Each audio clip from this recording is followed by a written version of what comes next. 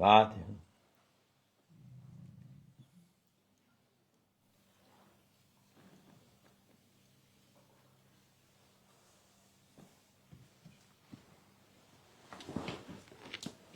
Selamun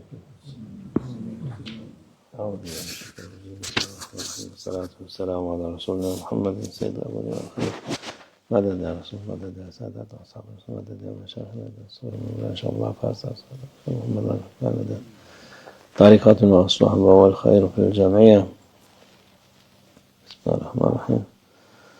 Ve enfikum mimma razaknakum. Sadakallahu azim. Allah Azze ve Celle rızkının verdiğimiz rızıktan infak edin diyor. Allah Almighty commands, spend out of the sustenance we have provided you with. İnfak dedi yani hayra verin, kendinize verin. Peygamber sallallahu aleyhi ve sellem'in hadis şeriflerinde kendine de Allah rızası olduktan sonra o Allah yolunda vermiş gibi oluyor. Spend out of the sustenance we have provided you with, Allah Almighty commands. Spend here means to give charity, and to give charity is to give for the sake of Allah Almighty. And before you give to others, you must ensure that you do not depend on others. So first, spend on yourselves.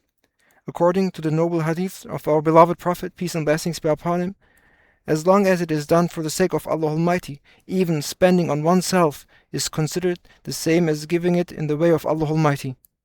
Kendisine, ailesine, akrabasına, komşu hepsi onun hayrı hasanatı oluyor. Spending on oneself, on one's family, on one's relatives and neighbors all count as good deeds and charity. O Müslüman için büyük bir faydadır. This is a great benefit for a Muslim. Bu tabi Müslüman olunca insan hayır ona gelmiş oluyor. Of course, when a person is a Muslim and believes in Allah Almighty, all goodness naturally flows to them. Allah onun yaptıklarını, yapacaklarını kabul olur, bereket verir. Allah Almighty accepts their past and future deeds and grants them blessing. Yok, Allah tanımazsa o vakit istediği şey verse de ne kendine faydası var, ne ailesine verdiği ne faydası var, ne komşusuna.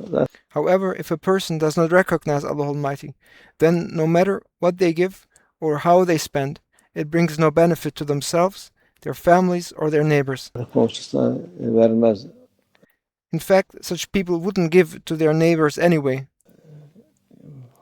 Öyle insanlar yardım Allah rızası için yapmaz.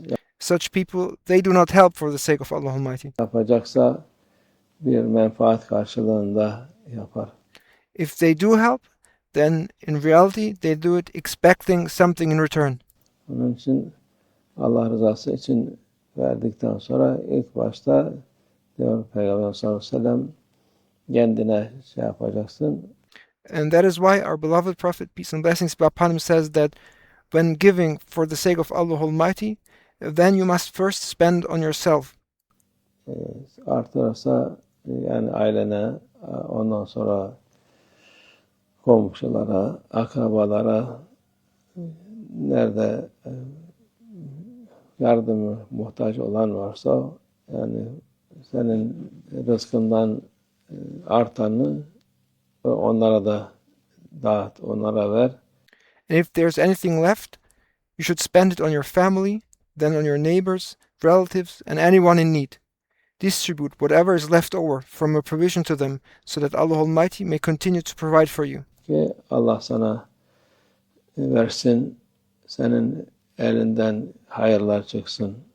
If you spend from what Allah Almighty has given to you, then the blessings and divine favors upon you will continue, and Allah Almighty will continue to provide for you, and Allah Almighty will increase His blessings and favors on you. Therefore, let goodness flow from your hands. Dediğimiz gibi bu İslam olmak büyük bir nimettir, büyük bir lütuftur Allah'a Being a Muslim is a great blessing and a profound favor from Allah Almighty. Azze ve Celle'den. Her şeyin kıymeti oluyor, her şeyin faydası oluyor. When you believe in Allah Almighty, everything gains value and everything becomes beneficial. Her hayatının dakikası, yaptığın her şeyin faydası oluyor. Boşa giden bir şey yok. Every minute of your life and everything you do then has a benefit. Nothing is wasted anymore. O iman olmadıktan sonra, İslam'a riayet etmedikten sonra boş bir hayat yaşar. Without faith and without practicing Islam, a person lives an empty life. İstediği kadar dolu zannetsin yaptığı rezillikler, yaptığı kötülükler fayda etmez, kendine kar etmez. No matter how fulfilling they think their lives are, their disgraceful and evil actions bring no benefit or gain to themselves. Kar olmaz. Ancak tövbe edip Allah yoluna girerse o vakit kazanmış olur. They can only truly win if they repent and return to the path of Allah Almighty. İbadet seyyiatim hasenat diyor. Yani kötülüklerini, günahlarını sevaba tebdil eder Allah Azze ve Celle. And it is stated in the Holy Quran that Allah Almighty will then replace their evil deeds with good deeds. Allah Almighty will transform their sins into rewards. O da mühimdir. Doğru yola gelsinler diye Allah davet ediyor. İnsanları cennete davet ediyorlar. This is also very important. Allah Almighty invites people to the right path. He invites them to paradise. Cehenneme gitmeyin diyor.